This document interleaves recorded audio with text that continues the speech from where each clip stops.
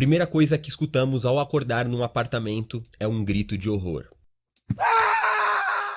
Antes mesmo de absorver isso, o personagem repara no seu apartamento. Tudo parecia diferente. As paredes e os móveis com ferrugem e sangue, todos os objetos corroídos, imundos, o ambiente mais do que nunca parecia claustrofóbico e hostil, e um cheiro podre dominava o ar. Havia algo de muito errado naquilo tudo. Fala galera, esse é o Tá em Choque, o seu canal de terror, horror, suspense e algo mais, e sem me alongar aqui porque eu quero logo mergulhar na história desse game incrível. Se inscreve aí, curte o vídeo, compartilha com geral e let's bora!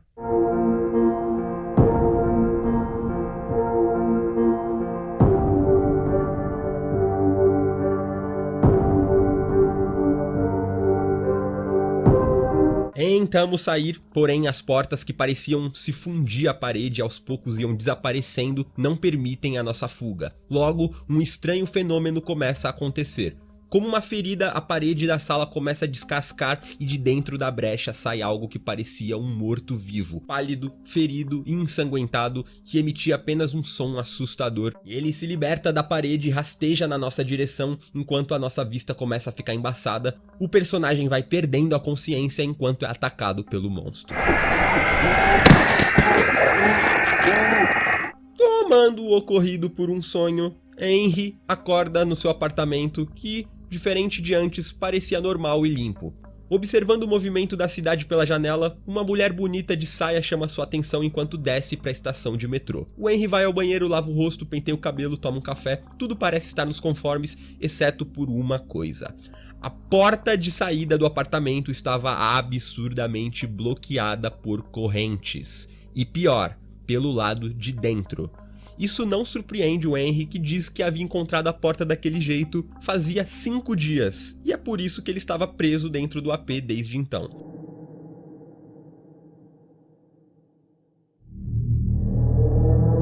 Seu telefone não funcionava, nem sua TV, suas janelas estavam seladas e o seu mundo tinha virado de cabeça para baixo, fora todos os pesadelos recorrentes que ele vinha tendo.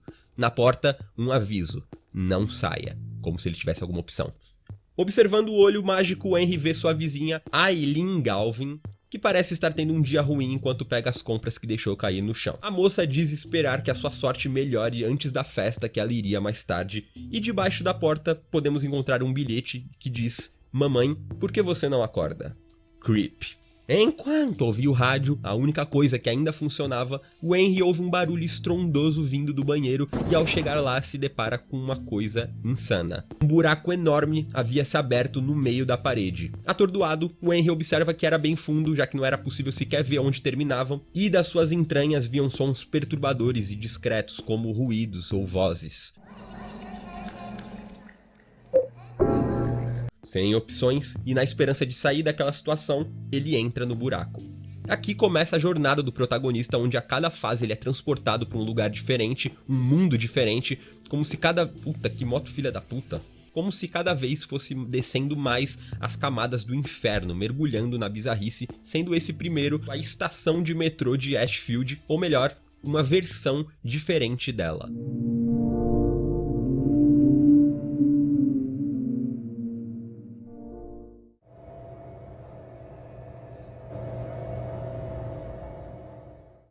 Ao chegar do outro lado, o Henry vai parar na estação de metrô, que ele já havia estado antes e até faria sentido ter dado ali o buraco, já que ficava debaixo do prédio, porém, estranhamente, tudo parecia calmo demais, mórbido, sem nenhuma alma viva, exceto uma.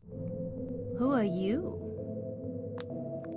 Ele encontra a mulher que havia visto antes, que se apresenta como Cynthia Velasquez. Provocante, ela começa a flertar com o Henry e ela parece convicta de que aquilo tudo é um sonho. De qualquer forma, ela pede que o Henry lhe ajude a encontrar a saída e em troca, ela lhe faria um favorzinho especial. No caminho até a saída, a Cynthia começa a passar mal e entra no banheiro. O Henry espera por algum tempo quando dali saem criaturas horríveis com formato de cães, com uma enorme língua que escorria da boca e arrastava pelo chão. Com um cabo de ferro, o Henry mata as criaturas e em seguida entra no banheiro só para encontrar o que parecia ser um manequim bizarro da Cynthia sentado no vaso. Sem opção, ele continua vagando pela estação até que no final do corredor encontra outra criatura bizarra. Era um tipo de organismo vivo que parecia uma minhoca gigante. porém que não se podia ver onde era o início nem o fim, já que ela estava em movimento. E seguindo pro andar inferior, vários monstros começam a sair das paredes, parecidos com aquele lá do sonho, e o Henry decide meter o pé dali. As criaturas pareciam zumbis até mesmo pelo som que elas faziam, porém elas flutuavam e pareciam imunes a qualquer golpe que o Henry dá. Dentro de um dos vagões ele vê a Cynthia, que pede por ajuda, ele consegue alcançá-la e tenta chegar com ela até o buraco que levaria eles de volta pro apartamento, porém ao chegar lá, a Cynthia mais uma vez desaparece. Depois de fazer a passagem de volta, o Henry acorda de novo na sua cama e continua se questionando se tudo aquilo era real ou apenas um sonho. E explorando o apartamento, ele coloca um móvel que tinha herdado do antigo morador pro lado e descobre que ali haviam algumas escrituras do mesmo, contando algumas experiências similares às que o Henry estava tendo agora. E mais do que isso, ali ele também descobre uma pequena brecha na parede que permitia que ele desse uma bisoiada no quarto da Eileen, a vizinha. Where did I put that damn broom? Oh, there it is. Com um peso na consciência, ele decide voltar pro buraco no banheiro, a fim de tentar resgatar a Cynthia, mas chega tarde demais. Alguém havia atacado ela brutalmente e cravado números em sua pele. It's just a dream, right? I think I drank too much last night. I never got to do that special favor for you.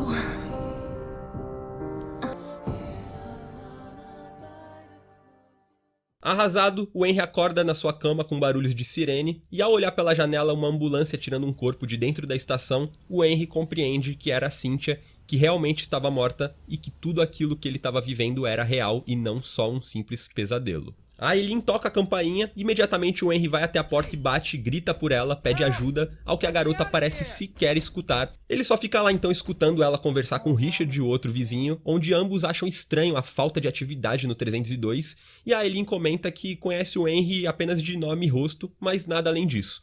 E é quando o Henry então decide entrar novamente no buraco.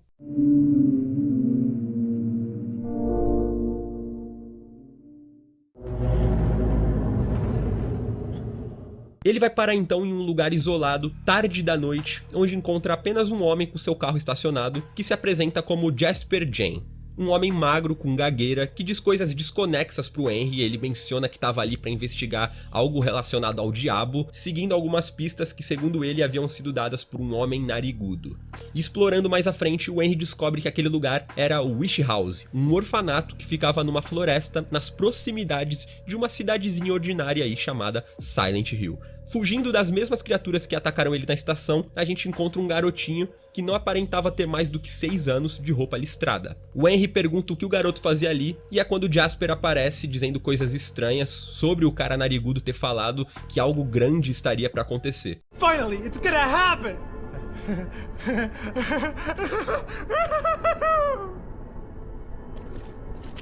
O garoto foge dali assustado e o Henry e o Jasper entram no orfanato, que parecia abandonado. Enquanto a gente lê anotações sobre o lugar, o Jasper entra em outro cômodo. Instantes depois a gente pode escutar os seus gritos e ao entrar no lugar, a cena que o Henry se depara é essa. Jasper queimando vivo aos gritos. E nos seus momentos finais, o Jasper parece estranhamente feliz. Ele diz que finalmente pôde ver o demônio frente a frente e na sua pele ele crava os números 17121. Quase igual como estava na pele da Cynthia, que era 16121. Get him! The one the nosy guy talked about! The devil!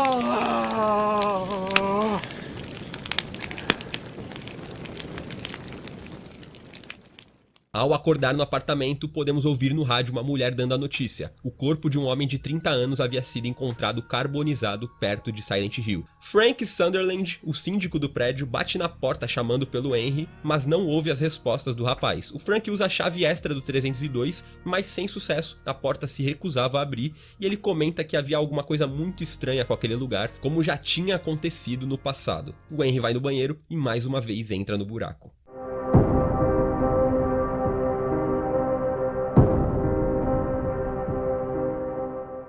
O pobre homem se vê então num novo local, uma prisão de arquitetura meio exótica, circunferente, um tipo de torre, que assim como os anteriores tinham um ambiente pesado e inóspito, e assim que ele se levanta, o Henry escuta os gritos de um homem pedindo por ajuda. Se tratava de um coroa que estava preso numa cela que ficava dizendo: Walter vai me matar, o Walter vai me matar, e ficava repetindo isso com desespero, e o Henry sem entender nada, tipo, que porra é Walter?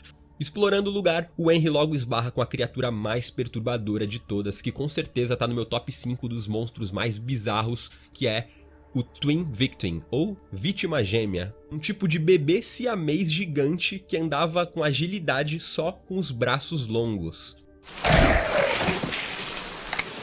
Após conseguir liberar a cela do homem, o Henry o vê ajoelhado diante do garoto que a gente vê no orfanato, e ele sussurra alguma coisa, como se estivesse implorando pro garoto, que apenas o ignora.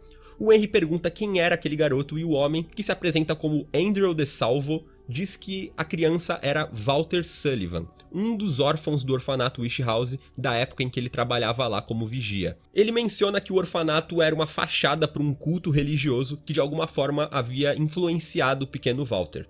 Todo em choque, o Andrew sai andando sem rumo e mais tarde o Henry encontra ele morto boiando na câmara de água nos níveis mais baixos da prisão, e no seu peito podemos ver claramente agora cravados os números 18/21, como sequência da Cynthia 16/21 e Jasper 17/21, cuja barra no meio a princípio parecia se tratar do número 1.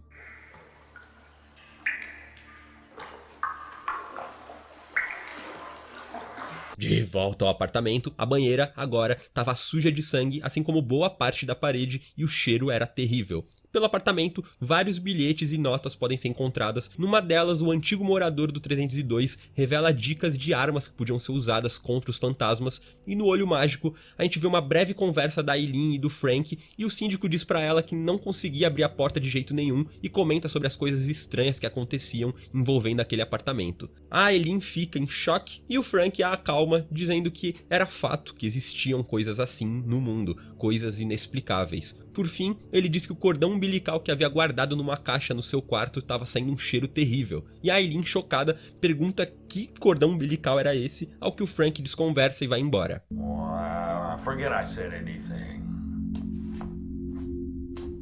But still. Those noises. O Henry entra no buraco mais uma vez, só que dessa vez, para sua surpresa, ele sai exatamente onde deveria, no lado externo do prédio Ashfield Sul.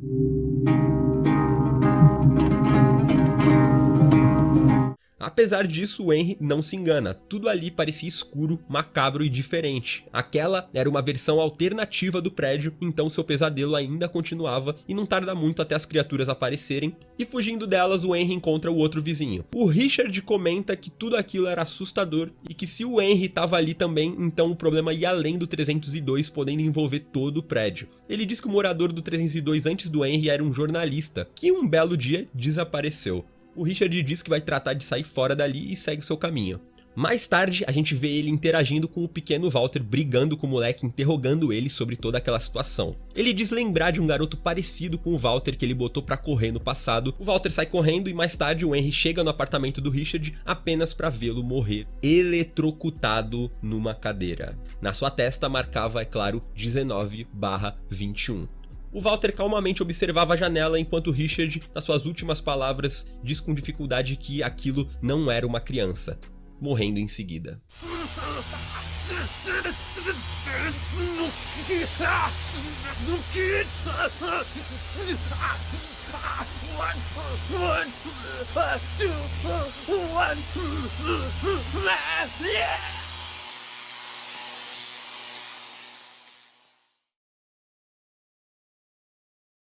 Ao acordar no apartamento versão normal, bem entre aspas, o Henry repara que um homem misterioso no 207, apartamento do Richard, apontava o dedo na direção do 303, onde morava Eileen. No rádio era noticiada a morte do Richard, onde o radialista observa a semelhança com um caso de 10 anos atrás de Walter Sullivan.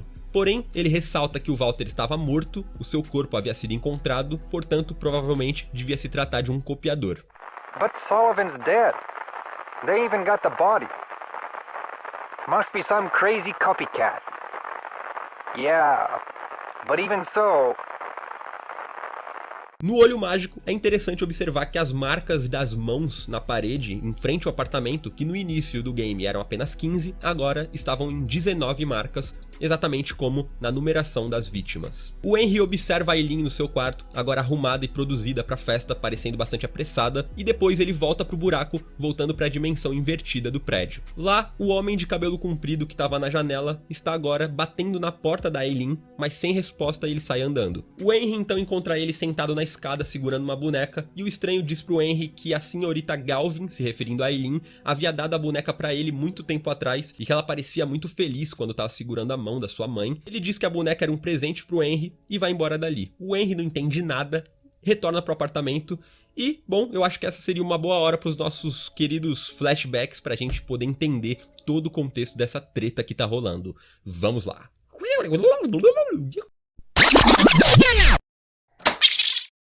34 anos antes dos eventos do game, o sol já ia se pondo em Ashfield e, no Ashfield Sul, prédio residencial, uma mulher dava à luz a um bebê. Logo em seguida, a mulher e o seu marido pegam algumas roupas e deixam o bebê no chão da sala e partem dali pra nunca mais voltar. Dias depois, Frank, o síndico, vai até o apartamento com a chave reserva e descobre lá o bebê que surpreendentemente ainda estava vivo. Horrorizado, o Frank pega o bebê e leva ele pro hospital St. Jerome que ficava nas proximidades. Ele pega o cordão umbilical do garoto e guarda pra si como uma recordação. Depois disso, Frank vai visitar o bebê algumas vezes no hospital, só que mais tarde ele é informado que a criança havia sido levada pro orfanato Wish House. Lá, a criança é ensinada sobre os caminhos da Ordem, um culto que operava secretamente no orfanato e em Silent Hill, recebendo deles o nome de Walter Sullivan. O Walter é obrigado a estudar as escrituras da Ordem e, caso ele se comportasse mal, era enviado para uma cela onde sofreria abusos físicos de Andrew DeSalvo, o vigia, assim como os outros órfãos, incluindo um garotinho chamado Bob,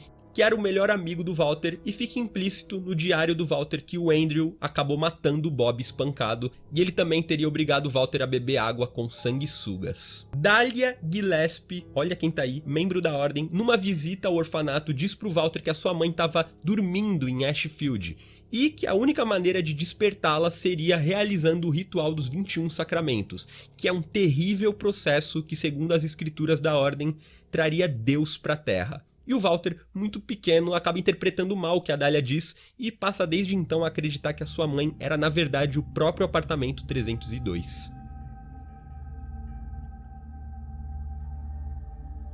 Nos anos seguintes, o Walter, ainda criança, passa a viajar de metrô até Ashfield para ver a sua mãe, o 302, mas sempre se frustrava pelo apartamento estar ocupado, até que alguns inquilinos como o Richard começaram a reclamar e expulsar ele dali. O Walter chegou até a deixar um bilhete no apartamento perguntando por que a sua mãe não acordava. Um padre da Ordem inicia no Walter o ritual dos 21 sacramentos, permitindo que Valtiel, um anjo na visão dos crentes da Ordem, porém um demônio na visão de pessoas sãs, se instalasse no subconsciente do Walter, o que daria para ele a proteção e a força necessária para executar o ritual, esse que envolveria a morte de 21 pessoas inocentes. A Dahlia continua auxiliando no progresso do Walter até que eventualmente ela morre em Silent Hill, como a gente vê. Na adolescência, nos anos 80, o Walter é forçado a viver nas ruas sempre que ia pra Ashfield, já que não tinha família nem dinheiro, então ele só tentava sobreviver lá ao frio e à fome. Ele passa então a dormir num saco na estação de metrô e, aos 16 anos, é abordado por uma garotinha de 5 anos chamada Eileen Galvin. A mãe da Eileen pede que ela não se aproxime do Walter, mas ela desobedece e dá a sua boneca pro estranho, dizendo que ele podia dormir com ela. Ao ver a garota indo embora de mãos dadas com a mãe, o Walter é então tomado por uma grande tristeza, chorando até dormir. Possivelmente, a Eileen foi a única pessoa que tratou o Walter com o mínimo de humanidade em toda a sua vida. Na mesma época, um bando de adolescentes esculacha o Walter, chamando ele de imundo, e no meio dessa galera tá a Cynthia, que tinha 13 anos na época, que foi a única que mostrou bondade pelo Walter, dizendo que sim, ele era imundo, porém era bonito, em resposta às suas amigas. Só que aí o Walter diz pra ela que sabia que o nome dela era Cynthia, e já que observava ela há anos quando tava pelo metrô, e aí ela fica meio cabreira com aquilo, chama ele de nojento e manda ele sair fora. São passagens interessantes que começam a montar o quebra-cabeça da história, tanto pelos personagens que vão interagindo com o Walter ao longo da história dele, como pelos cenários que ele vai passando, que mais tarde vão ter a sua importância também. E se vocês quiserem saber mais da história dele, até os mínimos detalhes, eu vou deixar aí na descrição o link da biografia não autorizada de Walter Sullivan, que foi feito por algum anônimo. Eu lembro que eu li na época do Orkut isso, eu fiquei maravilhado. E também tem card aí na tela dos vídeos aqui do canal sobre o Walter. E seguindo. Aos 24 anos é quando Walter começa, enfim, os 21 sacramentos, assassinando 10 pessoas em poucos dias, removendo seus corações e gravando a numeração nos corpos. Ele não fazia questão de sequer encobrir os seus rastros, chegando a assinar o próprio nome na carne de uma vítima, e a polícia inicia então o caso Walter Sullivan, que fica famoso por todo o mundo. O Walter acaba sendo preso e poucos dias depois o seu corpo é encontrado morto por suicídio. Joseph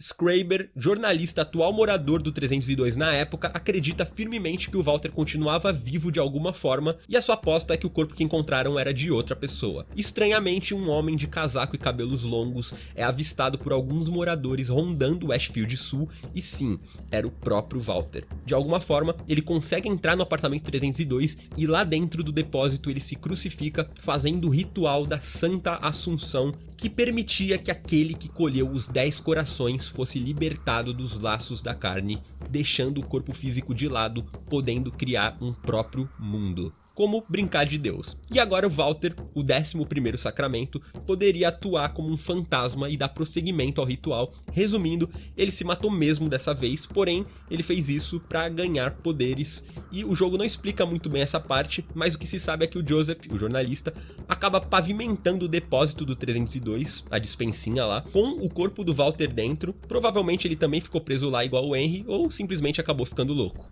3 anos depois, o corpo de um homem, Peter Walsh, é encontrado com 12/21 gravado e a polícia suspeita de um imitador, porém, dessa vez o coração não tinha sido removido, isso porque o Walter já tinha obtido o sangue dos 10 pecadores iniciais. 2 outros corpos de um casal surgem nas semanas seguintes, esculpidos neles os números 13 e 14/21. O Joseph em seguida desaparece no 302, passando a ser a 15ª vítima. Fica implícito que ele foi morto por Jimmy Stone, que era a primeira vítima do Walter, e aquela cutscene inicial do game se trata na verdade desse evento da morte do Joseph, como uma visão num sonho do Henry, e não apenas um sonho do Henry como muitos entendem de início. Resumindo, é isso então. Os fantasmas que a gente vê na verdade são as vítimas do Walter, sendo a Twin Victim, os irmãos Billy e Miriam Locane, que eram 2 crianças que foram mortas a sangue frio pelo Walter.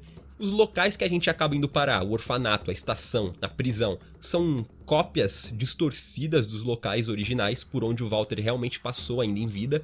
Todos com significado específico para o antagonista, tudo fruto da sua psique, inclusive a sua versão infantil que estava ali como um reflexo da memória do malandro. A única exceção eram as vítimas, os fantasmas que a gente perseguido ao longo do jogo. Esses são de fato as almas atormentadas das vítimas do Walter, presas ali naquele estado de torpor, diferente de tudo à volta que já era pura criação dele.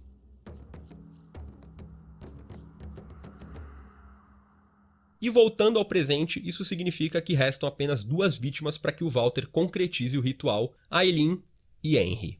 Continuando, o Henry vai até o olho mágico e já dá de cara com o coisa ruim. O Walter, na sua versão adulta e homicida, encara a porta do 302 em silêncio. Nesse momento, explorando o apartamento e o mundo do prédio, o Henry, e você, o jogador, pode ir se inteirando de toda a história que eu acabei de contar, por pistas na vizinhança, provas que o Joseph havia reunido, jornais antigos, etc. Quando ele enfim consegue entrar no apartamento da Aileen, o Henry a encontra gravemente ferida no chão ensanguentado, com o pequeno Walter ao seu lado, e ela diz pro garoto que aquele lugar era perigoso, que ele devia procurar sua mãe, perdendo a consciência em seguida.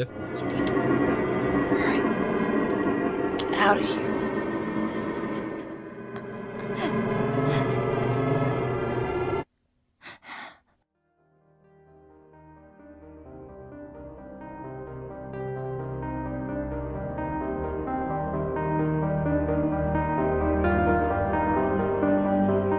O Henry fica arrasado e acorda em seguida. Ele vê uma ambulância saindo do estacionamento do prédio, tendo ciência de que era a Eileen que estava sendo levada, e ele vai até o banheiro e, para sua surpresa, o buraco havia sido tampado. Observando a brecha no quarto da Eileen, ele pode ouvir policiais na cena do crime conversando. Um deles se mostra propenso a acreditar que todos os crimes nas 3 épocas poderiam ter sido sim cometidos pela mesma pessoa. O seu superior refuta com desdém, dizendo que o Walter tinha se suicidado na prisão, e apesar disso, o mesmo estranha a falta de provas digitais ou qualquer tipo de DNA, afirmando que de todos os casos que já viu, nada se comparava com aquele. Era como se as vítimas estivessem sendo mortas por um fantasma ou coisa do tipo. Na área de serviço, um novo buraco se abre e dessa vez o Henry vai parar na versão alternativa do Hospital St. Jerome.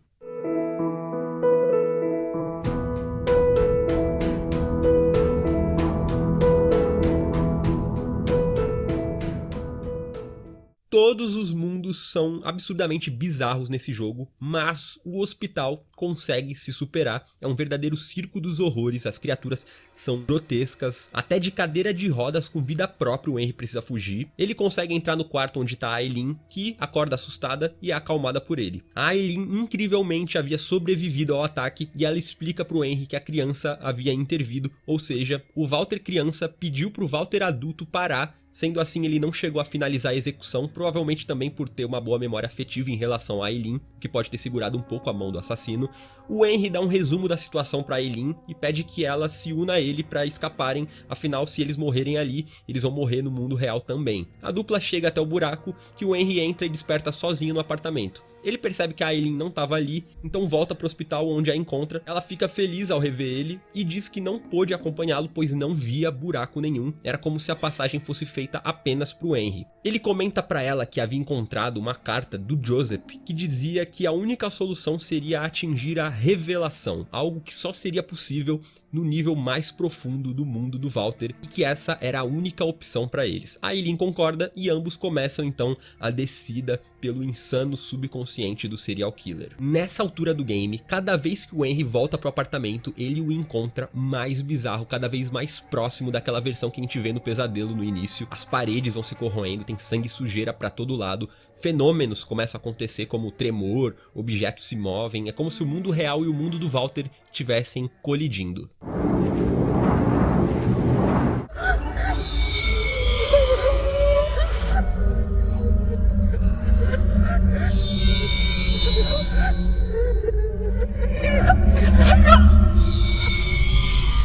Agora, quanto mais a dupla vagava rumo abaixo no mundo do Walter, mais perigosa a situação ficava e os cenários começavam a se confundir. A gente passa então do hospital para a prisão, da prisão para a estação, onde a Cynthia, agora transformada em mais uma das vítimas na sua versão fantasma, nos ataca, até que em dado momento somos surpreendidos pelo próprio Walter, que passa a nos perseguir pelos mundos com sangue no zóio, tanto para finalizar a Eileen, que é a 20ª, quanto para matar o Henry, a 21ª e última vítima, que concluiria o ritual da Santa Assunção.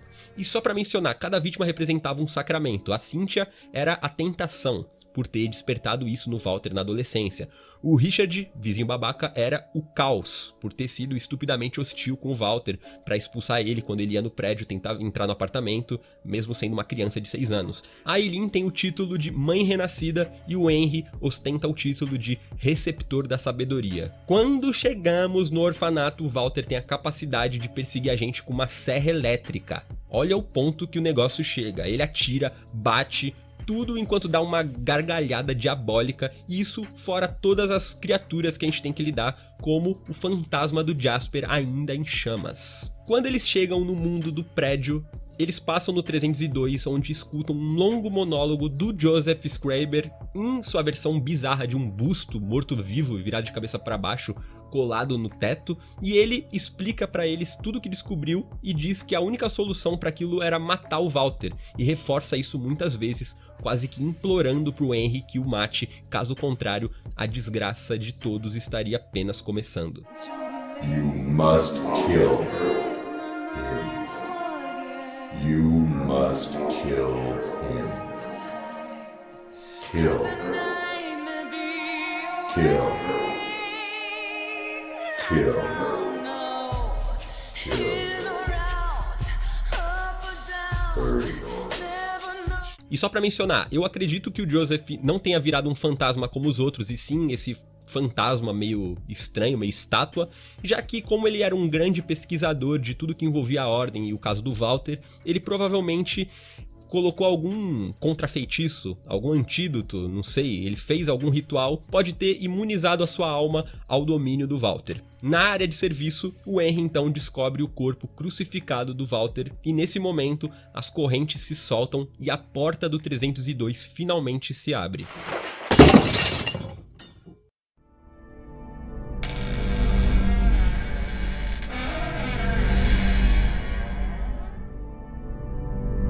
Porém, nessa altura, o mundo real e o mundo do Walter já estão interagindo tanto que já não faz mais diferença. O Henry e a Eileen continuavam presos naquilo e no quarto do Frank, o Henry pega o cordão umbilical. Voltando ao 302, um novo buraco surge embaixo da cruz do Walter, cujo corpo já nem se encontrava mais lá, então eles descem por ele, chegando no último nível do outro mundo, e lá o Henry enfim fica frente a frente com o Walter pela última vez.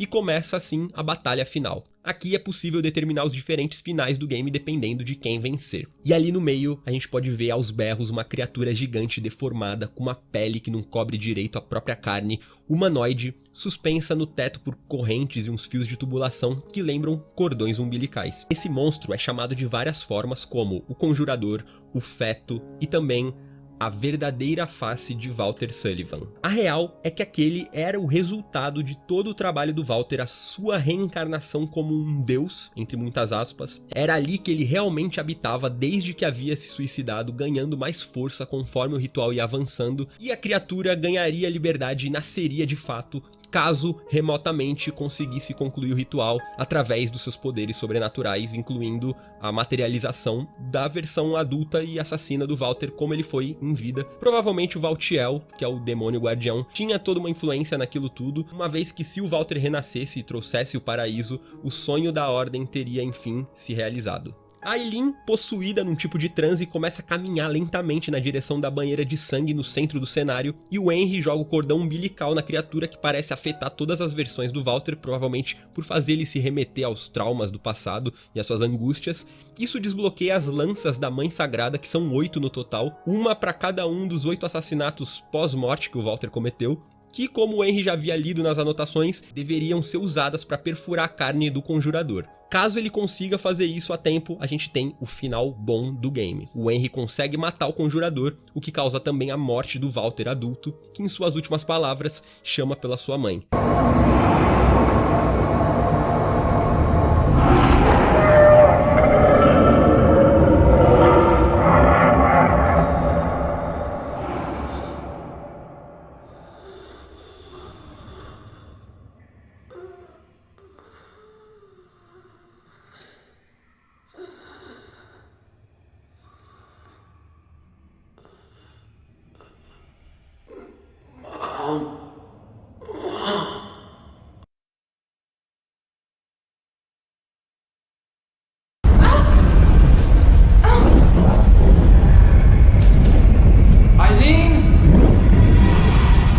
O Henry consegue colocar um fim naquele pesadelo e sai mancando pelas ruas de Ashfield em liberdade. No dia seguinte ele vai pro hospital visitar a Eileen, que brinca com ele, dizendo que agora ele teria que arrumar outro lugar pra morar.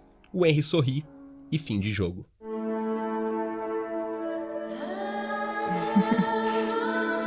Thanks.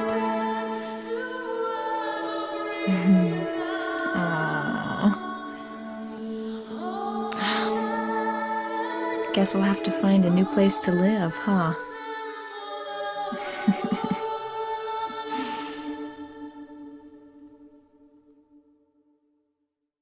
E existem 4 finais diferentes, e esse aqui ocorre caso o Henry consiga 2 façanhas, matar o Conjurador e salvar a Eileen a tempo. O pior final possível ocorre quando o Henry que de qualquer forma sempre vence o Walter, não consiga enfiar as 8 lanças no monstro, ele acaba morrendo em seguida, e a gente vê o apartamento 302 no seu pior estado, com o Walter tanto criança como adulto nele, ouvindo sobre as mortes no rádio, e esse final dá a entender que o ritual foi concretizado e que o Walter havia renascido, trazendo para o nosso mundo todas as maravilhas do seu paraíso. The last body discovered was found in room 302 of the South Ashfield Heights apartments. It is believed to be that of its occupant, Henry Townsend. The body was reportedly disfigured beyond recognition, making identification impossible.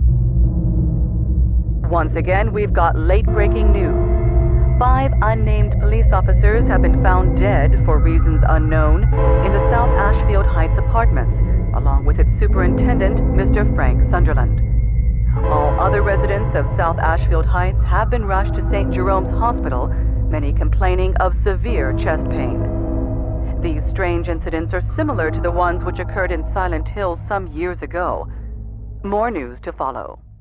Meus amigos, temos muito a discutir sobre esse jogo, pra mim, um dos grandes nomes da franquia Silent Hill e um dos maiores games de horror de todos. Ainda vai sair bastante vídeo sobre Silent Hill The Room nessas próximas semanas, então ativem o sino pra vocês serem notificados e comentem à vontade sobre a experiência de vocês com o jogo. A gente se vê por aí. Falou! Here's a lullaby, close your eyes. It was always you that I despised.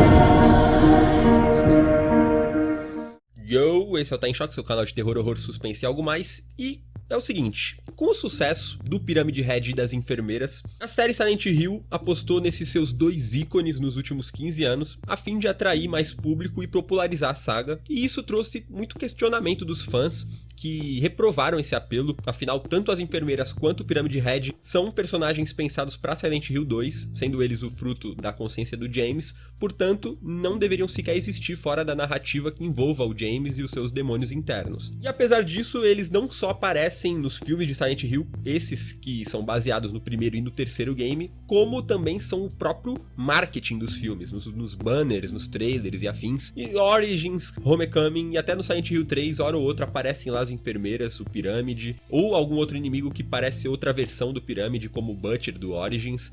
E dá pra entender, porque são realmente personagens visualmente marcantes, um puta background por trás deles. Em termos de mercado, faz todo sentido você querer atingir o máximo de pessoas. O que eu não entendo é por que Silent Hill The Room, que possui diversas criaturas arrepiantes e um antagonista marcante, foi completamente deixado de lado. E é sobre ele que eu vou falar aqui nesse vídeo, o nosso nada querido Walter Sullivan, o vilão e personagem principal de Silent Hill 4.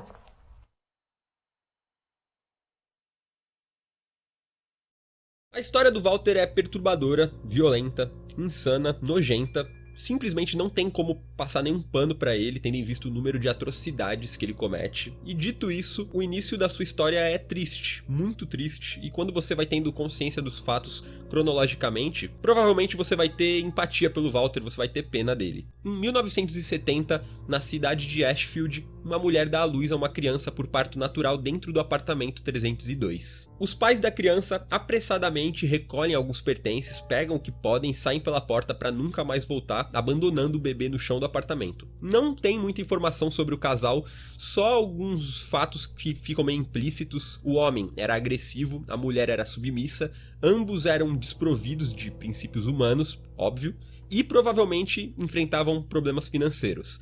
O bebê fica no apartamento à própria sorte, e o seu choro, cada vez mais fraco, seu destino parecia inevitável. E assim se passam 5 dias, até que Frank, o síndico do prédio Ashfield Sul, vai até o apartamento e lá descobre a monstruosidade e milagrosamente o bebê ainda respirava, e assim ele é levado para o hospital onde se recupera.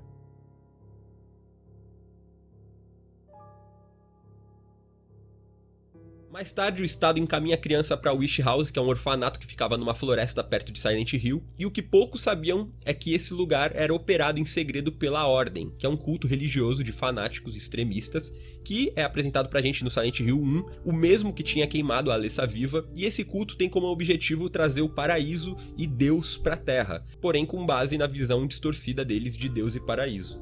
E aqui a criança recebe o nome de Walter Sullivan, e é nesse contexto que o Walter tem a sua infância, sofrendo lavagem cerebral da Ordem, sendo forçado a ler as escrituras e sujeito a tortura e abusos físicos de todos os tipos, caso se comportasse mal. Aos 6 anos, o Walter já aprendeu a ler e escrever, tendo um diário, e ele foi ensinado lá que o mundo fora do orfanato era um lugar assustador, corrompido pelo pecado, dominado por pessoas más. Certo dia, Dahlia Gillespie, mãe da Alessa, vilã do Silent Hill 1, faz uma visita no orfanato e diz pro Walter que a sua mãe estava adormecida em Ashfield e que se ele fizesse um bom trabalho aprendendo sobre os 21 sacramentos, um ritual antigo da Ordem, ele poderia despertá-la. Porém, o Walter interpreta mal o que a Dahlia diz e, em vez de acreditar que a sua mãe estava no 302, ele acreditou que ela fosse o próprio apartamento 302. Isso pode ter acontecido porque o Walter subconscientemente relacionava o apartamento como a sua mãe, já que foi a primeira coisa que ele viu em vida. E assim, o Walter passa os anos seguintes viajando regularmente para Ashfield para ver a sua mãe, tentando entrar no apartamento, pedindo para que ela deixasse ele entrar, colocando cartinha por baixo da porta, pedindo para ela acordar. Isso obviamente chamou a atenção dos inquilinos do prédio, muitos que eram bem arrombados, para dizer a verdade, que expulsavam o garoto com hostilidade quando viam ele, e o Walter começou a ter muito medo dos inquilinos, enxergando eles como obstáculos e monstros que impediam ele de ver a sua mãe. Are you the kid he was talking about? You live in that apartment too, huh? Say, you look a lot like a little punk that I once caught sneaking around there. Do you know something about what's going on? Um belo dia, um sacerdote da Ordem instrui o Walter a ser um agente no ritual dos 21 sacramentos, inserindo Valtiel, um anjo da Ordem, no subconsciente do menino para que ele tivesse o auxílio necessário durante a sua missão. Valtiel, que seria um mensageiro de Samael, né, que é o deus da Ordem, o boss lá de Silent Hill 1, inspirado em Baphomet. E espera, então a gente tem aqui um elemento que eu acho que raramente a gente dá a devida importância. Valtiel, aquele demônio que a gente vê em Silent Hill 3, que sempre preserva a Heather porque sabe que ela tá com Deus, o Samael, o demônio, chama como quiser, no ventre, tanto que quando ela morre ele tenta arrastar ela para salvar o feto. Essa entidade, que é tipo o braço direito da besta, foi instalada no subconsciente do Walter, uma criança já com 1000 traumas nas costas. É por isso que eu trago o questionamento, até que ponto o Walter teria ido se não tivesse tido a ajuda e a influência do Valtiel? Ele teria escolhido outra vida? Teria feito tudo igual? Tudo é possível, mas que vale o questionamento vale. Já na adolescência, década de 80, o Walter seguia sua rotina de membro da Ordem, viagens para Ashfield, porém a falta de recursos obrigava ele a ter uma vida precária, passando a viver como mendigo em Ashfield, tentando sobreviver à fome e ao frio. E aos 16 anos, na estação de metrô, ele teve uma rápida interação com uma garotinha de 5 anos, Aileen Galvin, que por pena do rapaz dá a sua boneca pra ele para que ele pudesse dormir com ela. A Aileen é um amor, ela faz isso inocentemente, só que isso também acaba servindo de gatilho pro Walter, que começa a chorar incontrolavelmente quando vê a garota indo embora com a sua mãe. E eu interpreto esse período da vida dele como um expurgo às avessas, tipo, em vez de purificar, o mundo, a experiência e a dor faz com que a mente de Walter passe por um processo de impurificação, matando a inocência e o que ainda tinha de humanidade dentro dele. Vocês imaginam o Walter na versão homicida dele que a gente conhece chorando? Externando qualquer tipo de sentimento, na verdade? Eu não. Conforme o tempo passa e o Walter vai amadurecendo, aí então que ele começa a deixar o fanatismo tomar conta da cabeça dele, e enfim ele entende que o ritual dos 21 sacramentos exigiria que ele matasse 21 pessoas, mas ele não decide fazer isso para cumprir o objetivo da Ordem, trazer o paraíso para a Terra, mas sim pelo seu próprio objetivo, despertar sua mãe, para que o apartamento 302 abrisse a sua porta, permitindo que ele pudesse viver lá dentro, a salvo do mundo que tanto aterrorizava ele. Aos 18 anos ele sai do orfanato e chega a viver uma vida normal por um tempo, fazendo faculdade na cidade vizinha, porém tinha um ódio e uma amargura que cresciam dentro dele. O Walter sentia muito ressentimento contra o mundo e o desejo de se reunir com a sua mãe ia crescendo como uma forte obsessão. E como eu falei, os atos do Walter são injustificáveis, então eu costumo usar esse período onde ele tá na faculdade para dividir o personagem em dois. O Walter, enquanto vítima, enquanto inocente, abusado e abandonado, fica pra trás. E até o próprio jogo nos dá isso, já que a gente tem a versão criança do Walter ali presente como personagem. Porém, a partir daqui é quando nasce o psicopata, o serial killer, o monstro. Hey there, little Walter. Just a little longer now.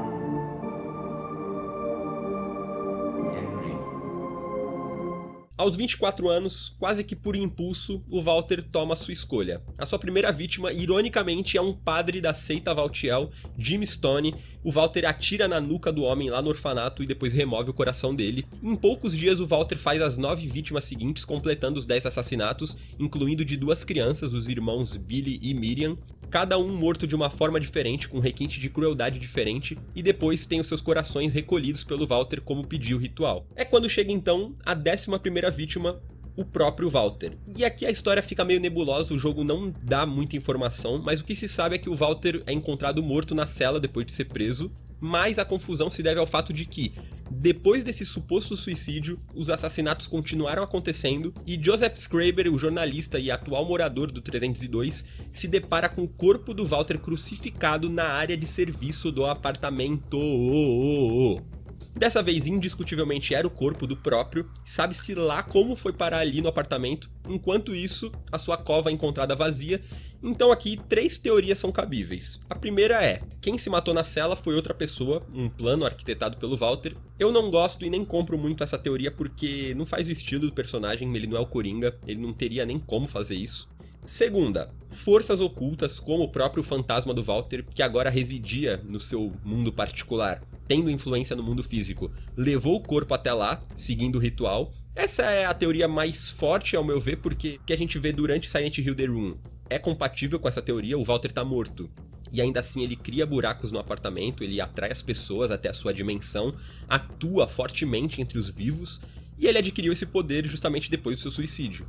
E uma terceira teoria é que membros da Ordem teriam ajudado no processo, levando o corpo até lá, mas pra mim o Walter sempre agiu sozinho. Bom, os primeiros 10 assassinatos já tinham sido feitos, a própria morte do Walter marcava a nova fase do ritual, e agora mais 10 mortes seriam necessárias para concluir, trazendo o paraíso para a Terra. Agora ele tinha criado seus mundos, a sua própria dimensão, onde ele teria domínio e poder que seriam usados para a conclusão do ritual.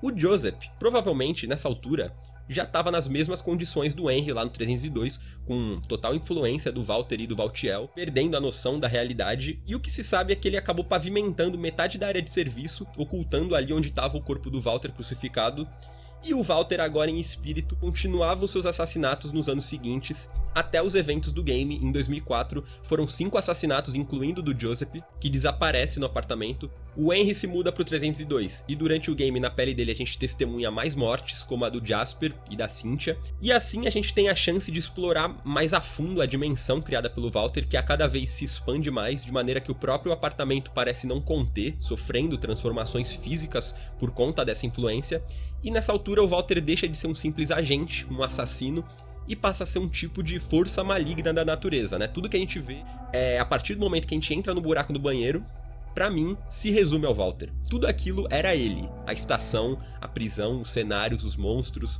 todas as criaturas, a versão dele adulta que lembra o Kurt Cobain, na minha interpretação também se trata de uma representação. Aquele não é de fato o espírito do Walter tentando matar o Henry, mas sim a manifestação da sua fase mais cruel e doentia, que naquele lugar, assim como todo o resto, era como uma criação. A versão criança dele era uma manifestação, as vítimas gêmeas, os monstros, tudo ali compunha a psique póstuma dele.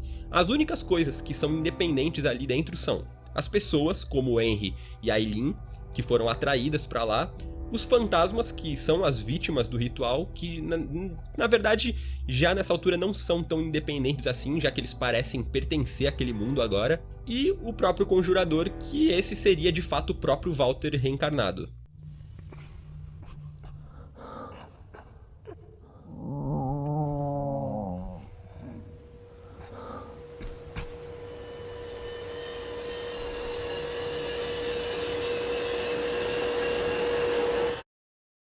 No final a gente vê o embate entre o Henry e o Walter, que tá prestes a concluir o ritual, sendo a Eileen e o Henry as suas duas últimas vítimas. Até hoje não foi confirmado qual seria o final canônico do game, mas caso o Henry não consiga matar o Conjurador, a gente tem aqui um desfecho melancólico, né? Onde o Walter, tanto criança quanto adulto, finalmente estão dentro do apartamento, e enquanto o pequeno aproveita o amparo que ele sente ao estar no apartamento, que ele considera sua mãe, o adulto fica ali parado refletindo sombriamente no canto, e o apartamento se encontra na sua versão distorcida, como no mundo do Walter, porém a luz que refletia da janela e o rádio ligado dando as notícias sobre as vítimas que foram encontradas recentemente, dá a entender que aquele era o mundo real, e dessa forma o Walter teria completado a sua missão, trazendo o paraíso para a Terra, que agora vai se expandir, dominando aos poucos o nosso mundo muito além do apartamento, e ao mesmo tempo ele atinge o seu objetivo pessoal, estando dentro do apartamento, que numa analogia pode ser de fato encarado como uma mãe, já que o 302 por muito tempo contém uma força nas suas entranhas como um útero, que no final permite o nascimento de um demônio,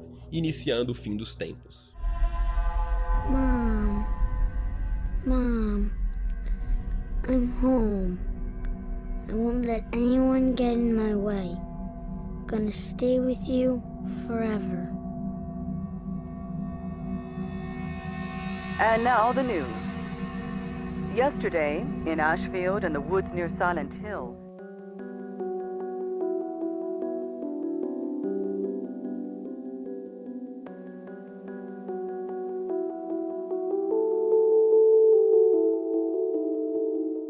Diferente de todos os outros protagonistas de Silent Hill, Henry Townsend não é um homem com um passado nebuloso, repleto de segredos, ou a reencarnação de alguém especial, escolhido, que tem o interesse do grupo de não sei onde. Ele é um homem comum, rotineiro, que vive em um apartamento comum, ok, nem tanto assim, né? Que tava mais no lugar errado, na hora errada, que acabou se metendo em toda aquela trama. E eu me lembro que ao longo dos anos eu sempre ouvia coisas como: o Henry não tem carisma. Pior protagonista. Cara chato, sem emoção. Silent Hill 4 tem os piores personagens. Ladrão! Ladrãozinho! Seu ladrão! E por aí vai. Então eu resolvi fazer esse vídeo aqui para apontar alguns detalhes para vocês que podem mudar a percepção não só do Henry, mas também de toda a história do The Room. Lembrando, é claro, que esse é o Tá em Choque, o seu canal de terror, horror, suspense e algo mais. Bora!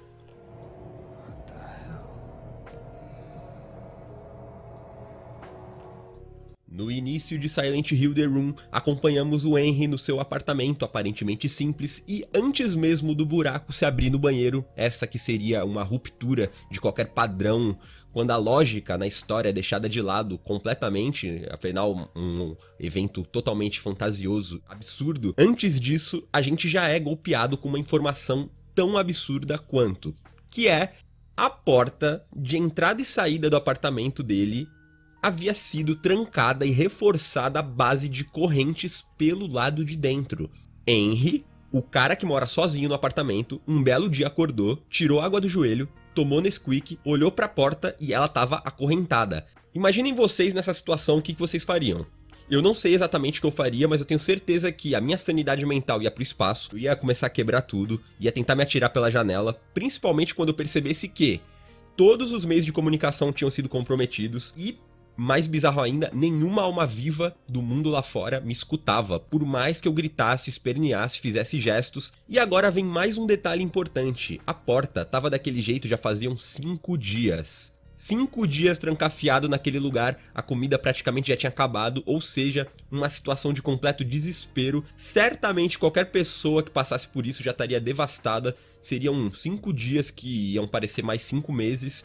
Mas não é bem assim que a gente vê o Henry. Pelo contrário, antes de mostrar a porta como ela tá, antes da narração do Henry explicando toda essa situação, você acha que tá tudo bem normal, ele tá bem vestido, cabelinho arrumado, o apartamento todo organizado. E aí que entram as minhas primeiras observações. Primeiro, tudo bem, a gente tá falando de um enredo de um jogo de 2004, às vezes não é muito justo cobrar esse nível de detalhamento e verossimilhança, porém, conhecendo o capricho dos roteiros de Silent Hill, é no mínimo estranho, ainda mais nessa época que era Team Silent. Mas conforme a gente vai observando o comportamento do Henry ao longo do jogo inteiro, a gente vê que ele é uma pessoa calma, que fala baixinho, uma maneira suave, nunca demonstra muitas emoções, por mais absurda que seja a situação. Ele funciona mais como uma testemunha e um ouvinte dos eventos que acontecem no jogo, não transparece quase nunca os sentimentos, e aí a gente pensa, ok, o Henry é um psicopata. Não, pra mim, hoje em dia, é bastante claro. O personagem apresenta um quadro depressivo. E isso é bem claro se a gente for olhar todos os fatores,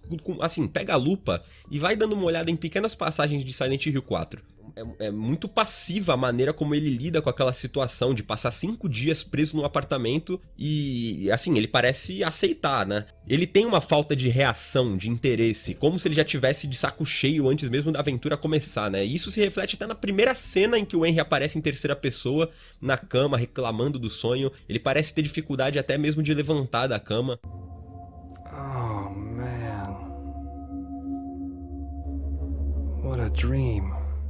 Durante o jogo nunca é citado nenhum amigo ou familiar dele, e em pistas bem sutis, quando a gente interage com os objetos no apartamento, a gente descobre que apesar do interesse artístico que ele tem, ele não tocava nos livros das coleções há muito tempo. Mas, Pérez, e se o Henry for só uma pessoa ruim, daquelas que ninguém gosta de estar perto? Se ele for só um canalha, um Jack? Então, apesar dele não demonstrar emoções, interagir muito pouco, a gente pode perceber bondade e empatia no Henry em algumas passagens, como na sua tentativa frustrada de salvar o Richard quando ele tá na cadeira elétrica, quando ele mostra a preocupação com o pequeno Walter, que é uma criança sozinha ali num lugar sinistro, e principalmente aqui também. It's just a dream, right? I never got to do that special favor for you. I feel like I'm dying. Okay. It's just a dream.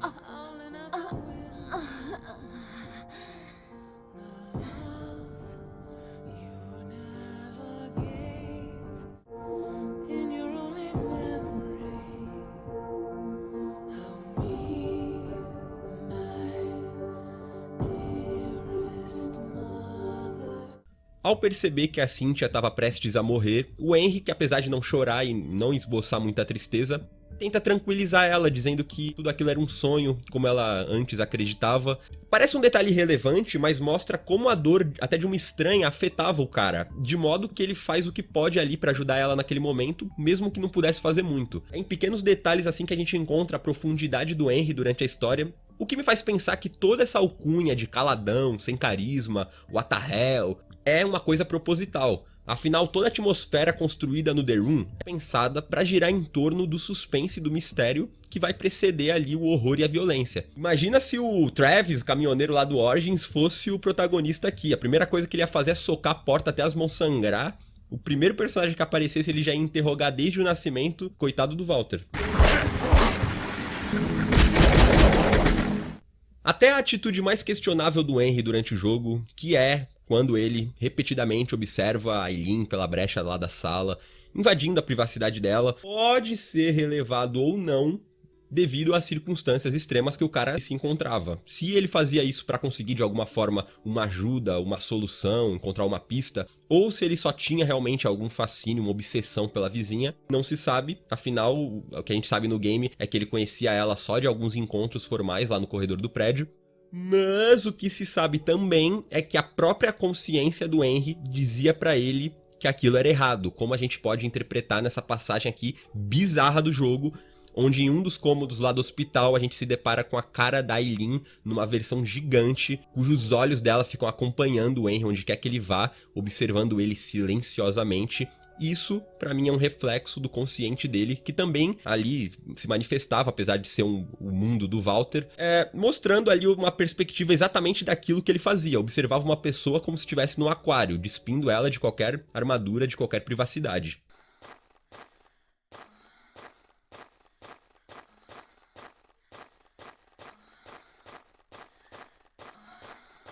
Voltando, todo o plot do Walter, dos mundos invertidos, das vítimas, o ritual, segredos, etc., exigiam um protagonista que permitisse que tudo isso fosse introduzido com calma na história.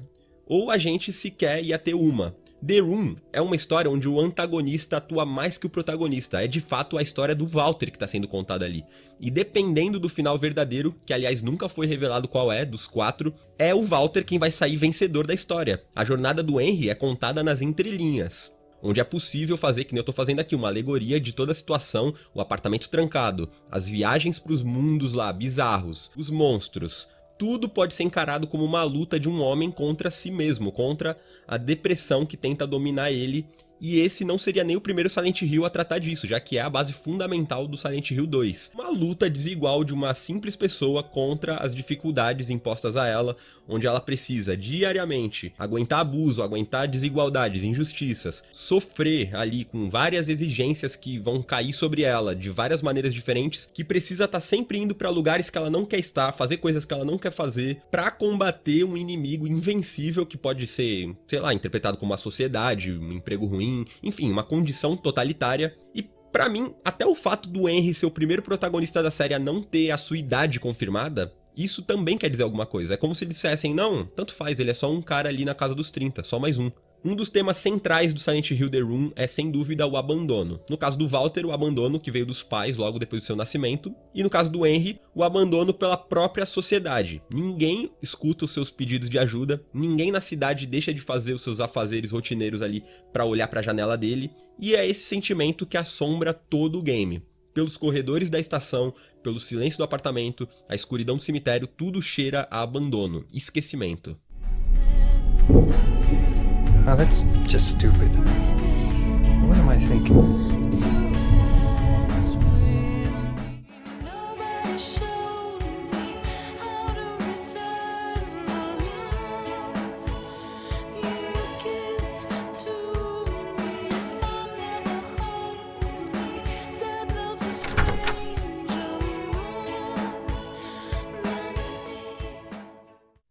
Final do game, finalmente a porta do 302 é aberta, e em seguida acontece a batalha final contra o Walter.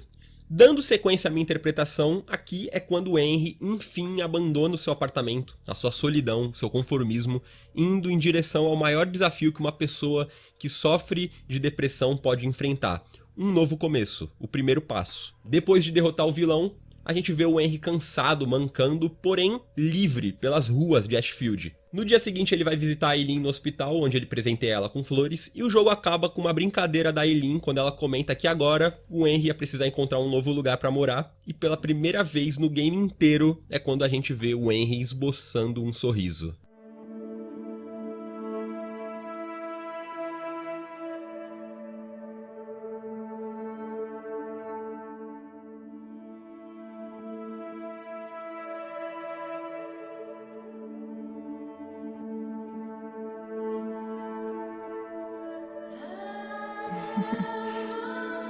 Thanks.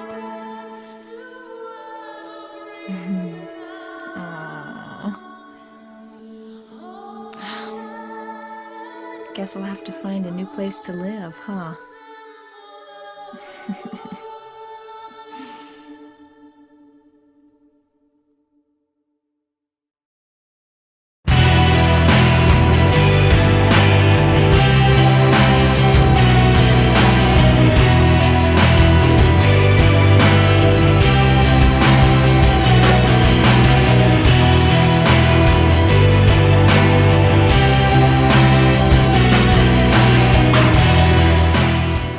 Dando sequência aos vídeos de Silent Hill 4, hoje a gente vai falar das 18 vítimas do Ritual dos 21 Sacramentos, que são aqueles fantasmas que saem das paredes e vagam pelo mundo do Walter. Esses que são os inimigos mais chatos do jogo, uma vez que eles são imortais, então não dá pra você matar eles, não importa quanto dano eles tomem. Lembrando que se você não for inscrito no canal, manda bala, ativa o sino pra receber as novidades daqui.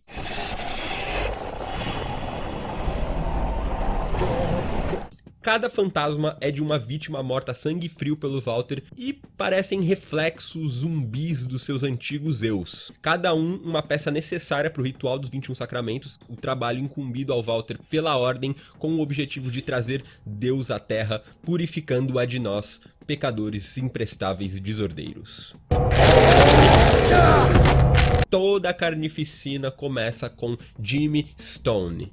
Stone é descendente de um reverendo de 1860, criado dentro dos costumes da ordem, e ele é um sacerdote da seita que serve ao anjo Valtiel.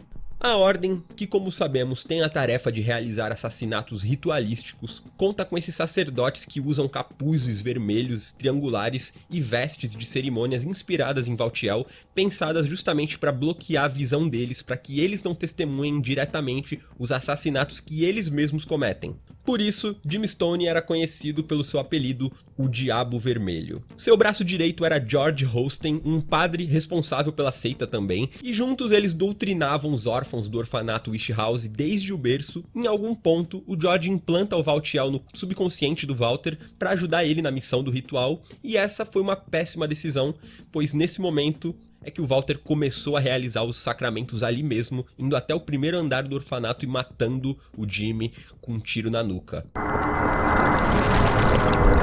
Bob Randolph e Sam Martin. E estudantes, Bob e Sam eram amigos do Jasper, o homem gago que a gente vê em The Room, e eles eram jovens daquele jeito, fãs de heavy metal, scream na veia, satanistas, e eles eram fascinados pelas teorias em volta da ordem, a qual eles estudavam e aprendiam tudo que podiam sobre.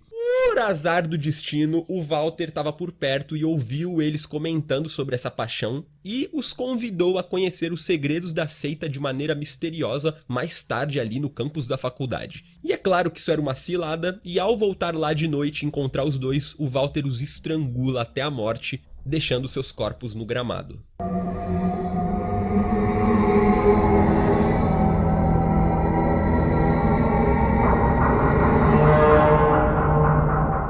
Steve Garland. Não se sabe se esse cara tem parentesco com a Lisa Garland, mas é uma velha teoria dos fãs. O Steve administrava uma loja de animais em Ashfield chamada Garland's, e ele preferia a companhia de animais a humanos, se irritando facilmente com as pessoas. Tamo junto, Steve. O assassinato dele foi terrível. O Walter encheu ele de tiros de metralhadora pelo corpo todo, preservando só o peito intacto para que ele pudesse remover o coração. Em seguida, ele começou a matar brutalmente todos os animais da loja.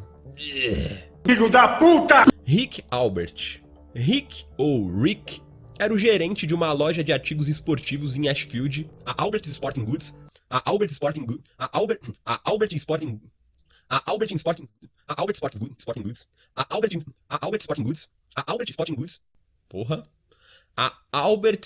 Goods, E o que aconteceu? Depois de matar o Steve Garland, o Walter ficou vagando pelas ruas parecendo um nóia, e ele esbarrou com o Rick, que, como homem gentil que ele era, ofereceu um bico pro Walter na sua loja, por pensar que ele era mais um jovem em situação de risco à procura de uma oportunidade, e lá ele é espancado até a morte com um taco de golfe, sendo a 5ª vítima.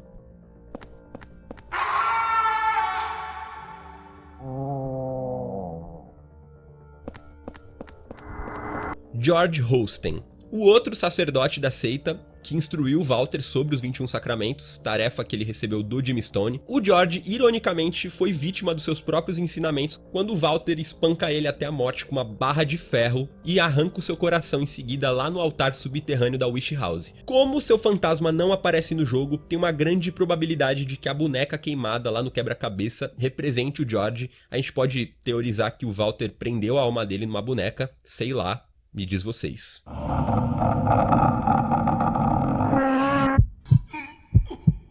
E aqui é o pior de todos, que é os irmãos Billy e Miriam Locane. As crianças brincavam perto da sua casa quando são atacadas pelo Walter, que as mata com um machado. O Billy, que era o mais velho, morre com um único golpe na cabeça, enquanto a Miriam é desmembrada brutalmente. Isso se deve à misoginia do Walter, que, como se sabe, sentiu um forte ódio pelas mulheres. O corpo do Billy foi encontrado pelo seu pai, que ficou em choque, enquanto a mãe, em pânico, foi quem encontrou as partes do corpo da Miriam. Diferente das outras vítimas que depois da morte se tornam os fantasmas, o Billy e a Miriam se fundem em um monstro conhecido como Vítimas Gêmeas, e como essa criatura é vista em mais de um número, às vezes são vários que atacam o Henry, eu concluí que uma possível explicação seja a seguinte: por serem crianças, ou seja, serem inocentes, não possuírem pecados nos seus corações, isso teria libertado a alma deles do alcance do Valtiel ou de qualquer que fosse a força maligna que tivesse através do Walter. E o que a gente vê no game é só uma representação psicológica deles segundo o próprio Walter. Essa é a criatura mais perturbadora do game e esse é um dos talvez o evento mais pesado e revoltante que se vê em toda a franquia Silent Hill.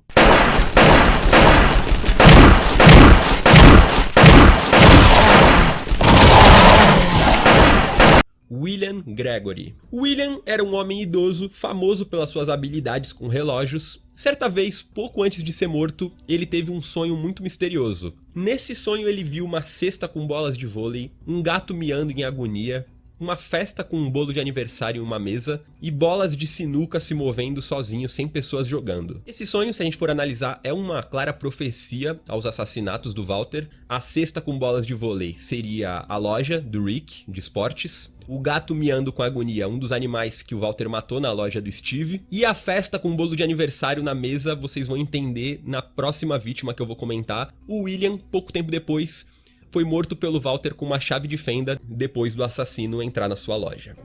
That's my name. And what are the 21 sacraments? Don't worry.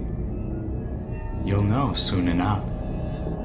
Eric Walsh. Eric trabalhava como barman no bar Saltfield e no dia do seu aniversário um cliente de meia idade no bar comentou com ele que o dono da loja de animais, Steve Garland, tinha sido assassinado e o assassino ainda estava foragido. Isso faz com que o dono do bar feche o bar mais cedo e aí o Eric vai para sua casa e lá encontra toda uma decoração e uma surpresa, o bolo na mesa. O problema é que quem tinha preparado essa surpresa era ninguém menos que o Walter. O Eric então é morto com um tiro na cara e tem o seu coração removido pelo psicopata, sendo a 10ª vítima do ritual, que marca o fim da sua primeira etapa, que são as mortes que vão ocorrer pelo Walter em vida. Porque as outras vão ser cometidas por um tipo de versão espiritual do Walter, na sua dimensão paralela que ele vai conseguir criar. Isso porque a próxima vítima é ninguém menos do que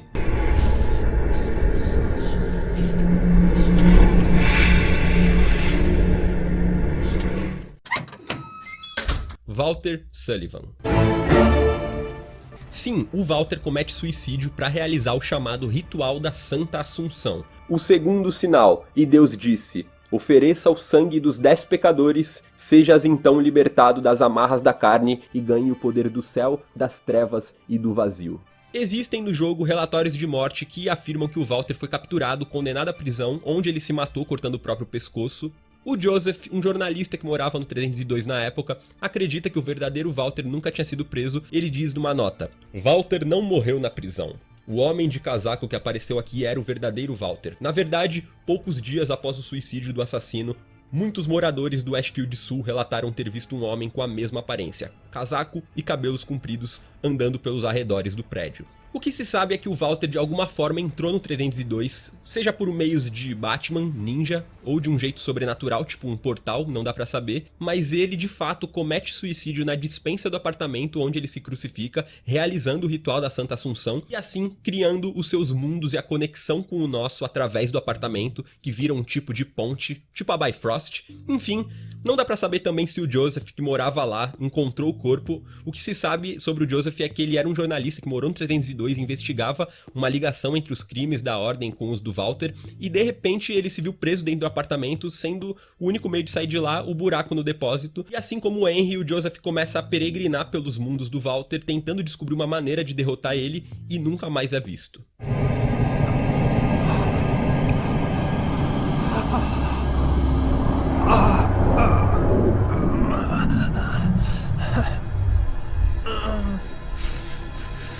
Peter Walsh, ou Peter Walsh.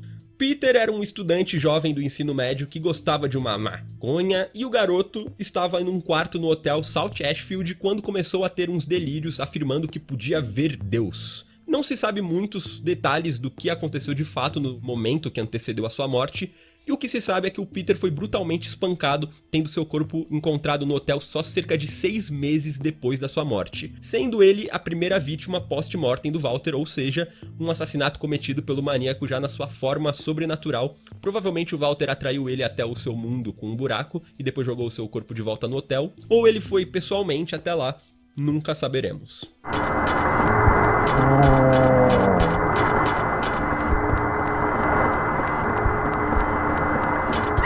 Sharon Blake. Sharon era uma dona de casa com um passado complicado. A sua família era membro da ordem, religiosos fanáticos que fizeram de tudo para doutrinar ela dentro dos padrões da seita.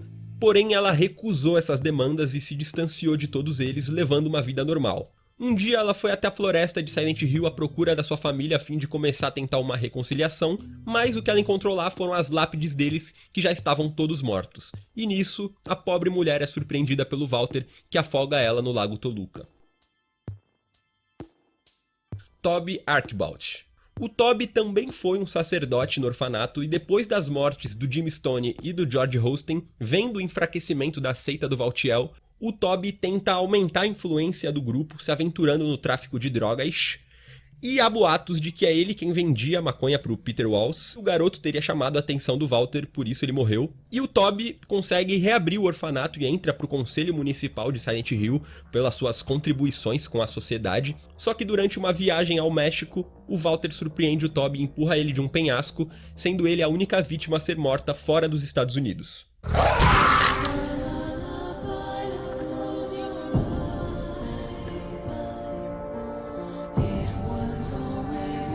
Joseph Schreiber. Pois é.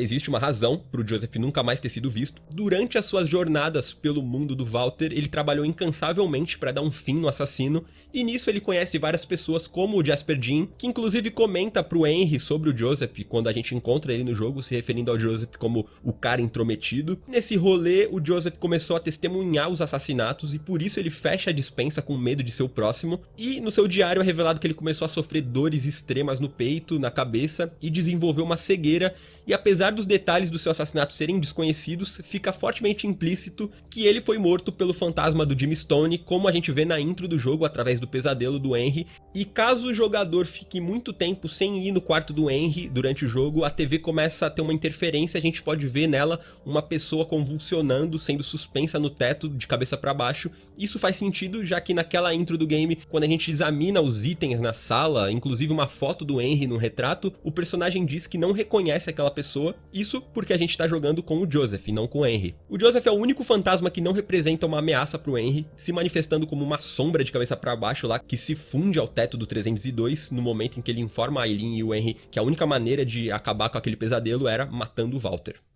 True location. It must be nearby. You must kill him. You must kill him. Kill. Kill. Kill. Kill. Cynthia Velasquez. A primeira vítima que presenciamos enquanto jogador, a Cynthia é uma mulher hispano-americana de 29 anos durante os eventos do The Room, e ela certa vez chamou a atenção do Walter quando ele vivia como mendigo lá no metrô. Na época, a Cynthia tinha apenas 13 anos e estava de rolê pela estação quando as suas amigas começaram a zoar o Walter, chamando ele de imundo, e a Cynthia vai na contramão delas, dizendo que ele era imundo, porém bonito, e isso desencadeia uma obsessão por ela no Walter, que era uma pessoa reprimida sexualmente, tanto que a Cynthia é a 16ª vítima e o 16º sacramento é tentação. Anos mais tarde, durante a campanha do game, primeiro a gente observa a Cynthia pela janela entrando sozinha na estação do metrô, e ela é morta a facadas pelo Walter no mundo da estação, sendo encontrada pelo Henry pouco antes de partir. Who are you? What's your name?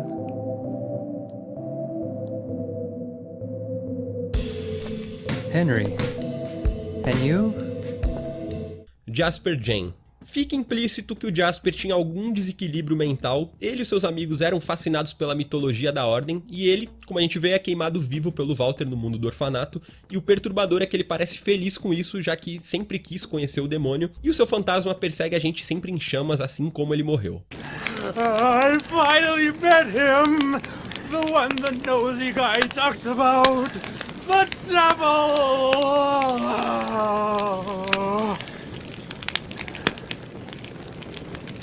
Andrew DeSalvo. O guarda do orfanato Wish House, o Walter sofreu muito na mão do Andrew, que abusava das crianças fisicamente como punição quando eles eram considerados malcriados, inclusive fazendo elas beberem água com sanguessugas. Fica implícito que ele acabou matando outro garotinho que era amigo do Walter nos seus excessos de abuso, e ele é morto afogado no mundo da prisão da água, tendo seu cadáver encontrado pelo Henry, uma das poucas vítimas que a gente pode dizer, esse aí foi tarde.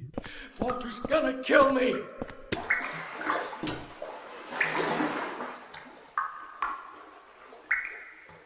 E por último, Richard Braintree. Um homem violento, mau caráter, vizinho do Henry. Quando Walter era criança e tentava entrar no 302, o Richard foi um daqueles que expulsaram ele com toda a agressividade e ignorância possível, sendo conhecido pela vizinhança inteira como o verdadeiro pau no cu que ele era. O Henry encontra ele morrendo lentamente numa cadeira elétrica improvisada que o Walter faz no mundo do edifício.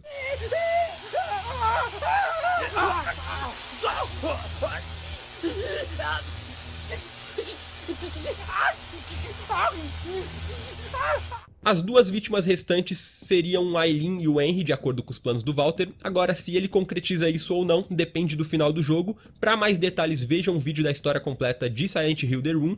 Muito obrigado, galera. Essa foi a nossa tour pelo Ritual dos 21 Sacramentos, essa segunda tentativa da Ordem de fazer Deus nascer no nosso mundo, que é crucial para o andamento de Silent Hill 4. Se gostou, compartilhe o vídeo, se inscreva e me acompanhe nas redes sociais. Falou, um abraço e não entrem em nenhum buraco no banheiro que vocês não conheçam. A gente se vê por aí. Tchau, tchau.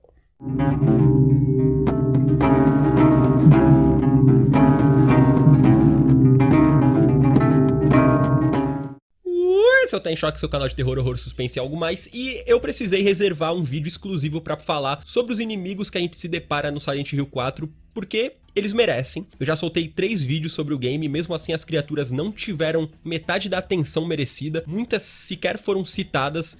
E aqui a gente vai falar não só dos monstros que a gente vê durante o jogo, como também explicar qual a origem e um possível significado deles.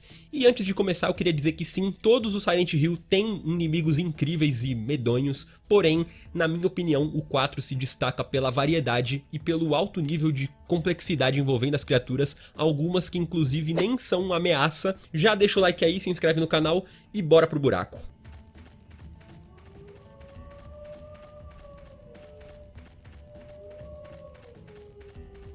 A começar pelas criaturas chamadas de pacientes, que são figuras humanoides, grandes, femininos, com a face distorcida, faltam pedaços nos seus corpos e eles possuem um cano nas mãos, sempre emitem um som agudo de respiração. E quando eles levam porrada, eles fazem um som que lembra um arroto. Geralmente eles atacam em grupo e algumas fontes dizem que eles simbolizariam o ódio e o desprezo que o Walter sente pela sua mãe biológica e as mulheres no geral. Geralmente na parte onde fica o útero a gente vê só um buraco com sangue. Na escada espiral que liga os mundos, a gente pode ver pendurado alguns corpos semelhantes aos pacientes, como manequins femininos numas gaiolas, sempre perfurados e violados de diferentes formas. Sobre o som de arroto, pode estar relacionado à emissão de gases que o corpo produz quando se decompõe. O nome paciente já indica alguém que não está saudável, que precisa de cuidado, e é possível que a brisa do Walter seja de que ele é o médico dessas criaturas, numa alegoria à sua missão torta ali de salvar o mundo dos pecados com os 21 sacramentos, como tá no verso: a mãe renascerá e a nação do pecado será redimida. Até esbarrei na água aqui.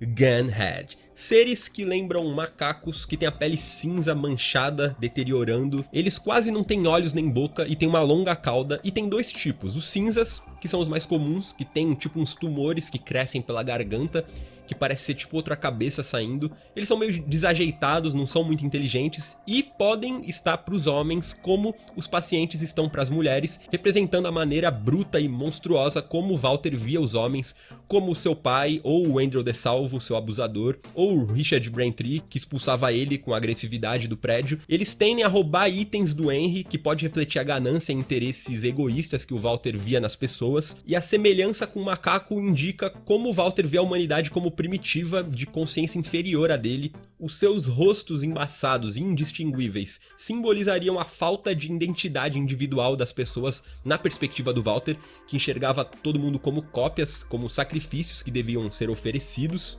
Ele realmente via a humanidade como uma doença.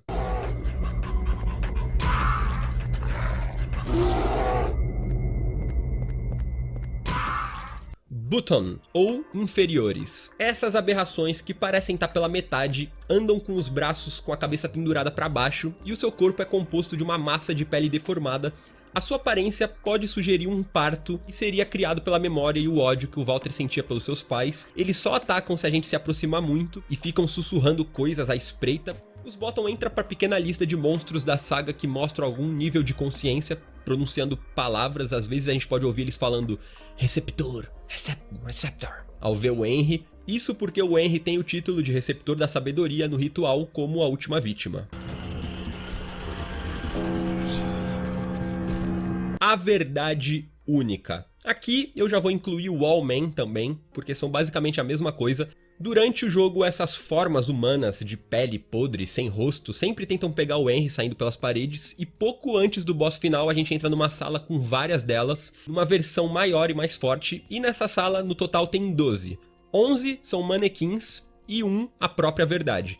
O Henry precisa matar ela para prosseguir, e a alusão é interessante porque, além de ser um tipo de guardião do Walter, também é um teste pro Henry encontrar a verdade entre tantas mentiras e enganos, um desafio pro receptor da sabedoria, e elas podem também representar as verdades distorcidas que a Ordem semeia, os seus ensinamentos dogmáticos, como muitas religiões do mundo real sustentam que são a única verdade e excluem qualquer outra forma de pensamento.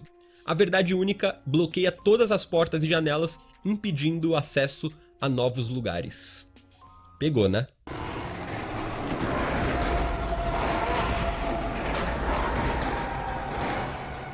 A gente vê muito sanguessuga durante o jogo, que variam de tamanho, e eles são mais um incômodo do que uma ameaça, uma simples pisada já mata eles.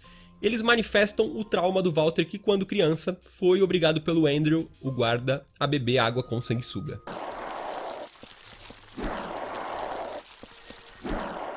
Verme gigante. Em alguns momentos vemos essa criatura que não nos ataca, inclusive a gente pode bater e atirar nela que ela só se encolhe e depois continua rastejando para onde quer que for. E não se sabe muito a respeito dela, parece que ela representaria o cordão umbilical do Walter, que liga a todos os mundos e abastece eles com um tipo de energia. E eu aposto que a grande maioria que tá vendo esse vídeo que jogou Silent Hill 4 sem detonado, em algum momento se viu perdido e ficou uns 10 minutos sentando a porrada e tiro nesse bicho pra ver se acontecia alguma coisa. Confessem.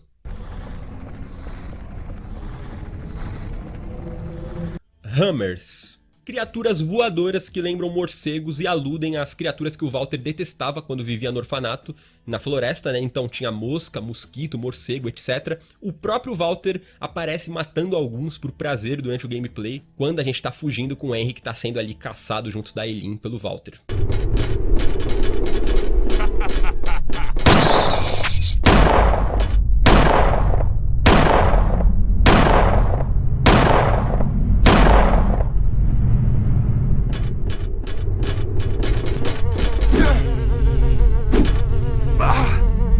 Cães farejadores. É tipo o cachorro monstro, com uma língua longa pra fora, assim, que eles drenam o sangue das presas. Curiosamente, o som que eles fazem lembra mais um felino, e eles são o medo que o Walter tinha quando criança, que ele foi mordido por um cachorro depois de visitar uma loja.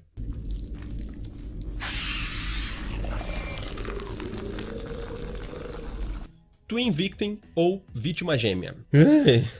Essa criatura parece bebês siameses gigantes com a pele pálida e braços enormes que saem debaixo de um avental como se eles fossem um par de pernas. E assim como os Bottom, eles também sussurram pro Henry, Receptor, e eles não atacam a menos que você provoque se aproximando demais ou atirando neles. Fora isso, eles ficam indiferentes, mas eu acho que ninguém jamais descobriu isso jogando, porque é esse bicho aparecer que geral se desespera e já sai metendo bala com o coração na mão. Quando eles caem no chão, depois de um ataque, eles ficam se contorcendo como crianças de birra, e nessa, só pisando neles pra finalizar. Esse monstro é uma referência a Billy e Miriam Locane, as únicas vítimas do ritual que não viraram fantasmas, mas sim esse monstro que também conversa com o tema principal do jogo, que é o nível doentio, do apego do Walter à sua falta de uma compreensão sobre a sua mãe.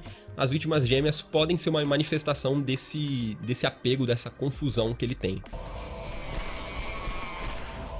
E por último, o Conjurador, que é um gigante que parece um feto com problema de desenvolvimento, entubado, que parece estar sempre em agonia. Ele é a encarnação do Walter, criada a partir dos restos mortais dele, e como tá preso, não representa uma ameaça pro Henry durante a batalha final, ele só fica se movendo e fazendo uns sons berrantes, e é uma figura que representa bem a faceta da alma e do ser do Walter, assim como seus desejos e o seu estado. Ou seja, ele simboliza o retorno do Walter ao ventre da sua mãe, no caso, o apartamento 302, e eu tenho uma teoria pessoal que é que o cordão gigante passa pelos mundos até chegar nessa criatura a quem ele nutre e tenta deixar mais forte.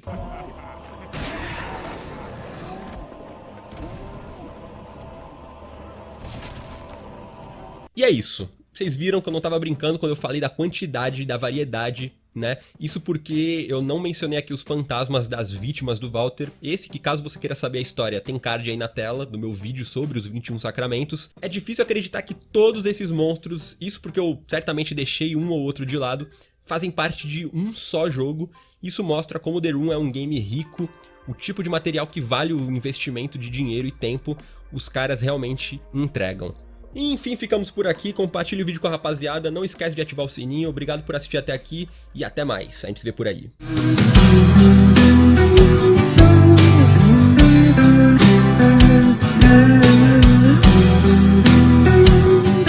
Incrivelmente, Silent Hill The Room é um jogo que eu consegui ter acesso mais ou menos na época em que saiu, lá pra 2005, então lá ia eu, 10 aninhos, dar play no game, e uma coisa que me agradou muito desde o início foi que, pelo menos na versão que eu joguei pro Xbox clássico, vinha com legenda em português, cara.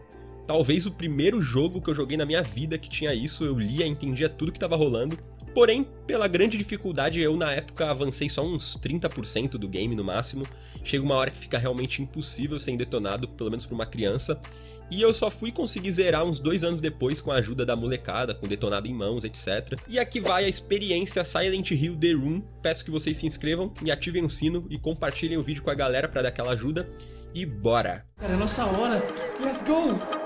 Como a gente sabe, The Room foi inicialmente pensado para ser um título novo, mas acabou se tornando um Silent Hill conforme o desenvolvimento avançava, e isso fica até evidente quando a gente para analisar a diferença dele pro resto da franquia, começando que a gente não vai para Silent Hill em nenhum momento, mas eu não vejo problema em fazer parte da série, pelo contrário, eu acho que expande o universo e enriquece a série de um jeito muito foda. Logo na primeira meia hora a gente percebe que o The Room possui o seu próprio tom. A abertura, que conta com a música Room of Angel, já passa toda a melancolia e a vastidão sombria que vai dominar aquela história, até o próprio som do menu contribui para isso.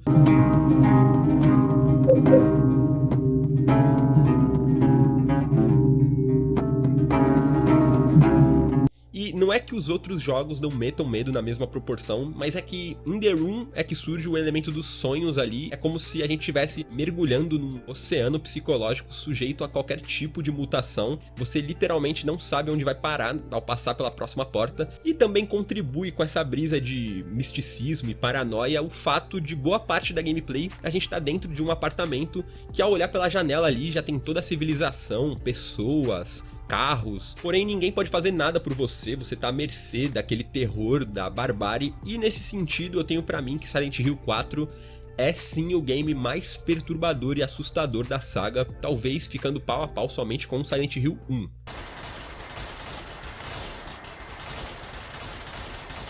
O fato do jogo introduzir também partes da gameplay em primeira pessoa também é uma inovação muito bem-vinda, porque aumenta a imersão naquele universo, você sente que é você que tá preso no apartamento, a coisa acaba virando mais pessoal, né?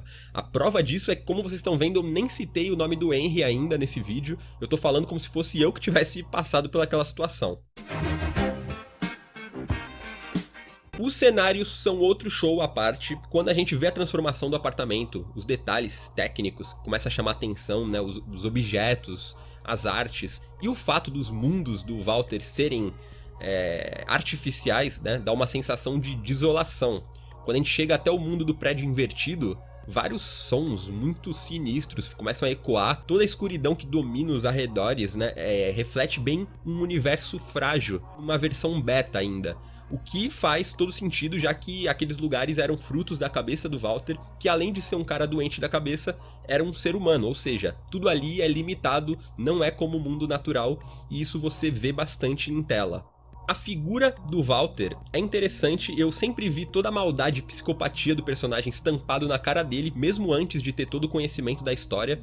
E o ponto forte dele é que ele é um homem, não tem a aparência de um monstro, não é macabro nem nojento, como Nemesis ou Scissorman. E é por isso que é muito mais palpável, você acredita nele, até porque a gente sabe que existem Walter Sullivans por aí. Claro que sem o elemento sobrenatural, até onde a gente sabe, né? E é por isso que eu respeitosamente vou discordar aqui do mestre e compositor Akira Yamaoka, que certa vez disse que os personagens do The Room são fracos, porque pra mim não só tem um dos vilões mais marcantes, como tem uma variedade de personagens absurda. Tem a Cynthia, uma mulher provocante, carismática, tem o Jasper, que é um maluco que chega a ser engraçado, tem o síndico bonzinho, tem o vizinho pau no cu, o Henry, como eu falei no outro vídeo, também tem a sua proposta, enfim, tem de tudo lá. What's he like, anyway? I know his name and face, but that's about it. Well, I'm gonna go call the super. Vai! A única reclamação que eu faço sobre esse jogo é, não precisava de tanto combate, é muito monstro toda hora e o combate físico nunca foi o forte de Silent Hill, nem a principal proposta. Pra mim podia dar uma diminuída aí de uns 50%, é por isso inclusive que eu demorei tanto pra zerar, chega uma hora que você não aguenta mais ouvir os sons que os bichos faz quando você bate neles, é uma coisa que desgasta um pouco. Talvez hoje em dia, com a tecnologia que tem, se fizessem um remake com um combate mais fluido, enfim, mais divertido, esse excesso não fosse um problema, e o mesmo vale pros cenários, que tem hora que você não aguenta mais passar pelos mesmos lugares, principalmente aquela prisão da Água dos Infernos. Kill me. Walter's gonna kill me. E pra encerrar eu quero comentar sobre o início do game, que depois de um tempo virou até meme, mas desde a minha primeira jogada eu já tirava um sarro disso, que é Henry, que começa lá e com tudo que a gente interage, ele tem a mesma reação. What the hell? Medonho, parece um rosto. O que há de errado com esse apartamento? Esse apartamento parece mesmo meu apartamento, mas qual é o problema desse apartamento? What the hell? Parece que ele começa o jogo chapado, é impressionante. Enfim, essa foi a minha experiência de Silent Hill 4, encerramos aqui a sequência de vídeos sobre o jogo, eu espero que vocês tenham gostado, obrigado pelo tempo de vocês, por favor, mais uma vez eu peço que inscrevam, compartilhem o vídeo, valeu bichão, a gente se vê por aí.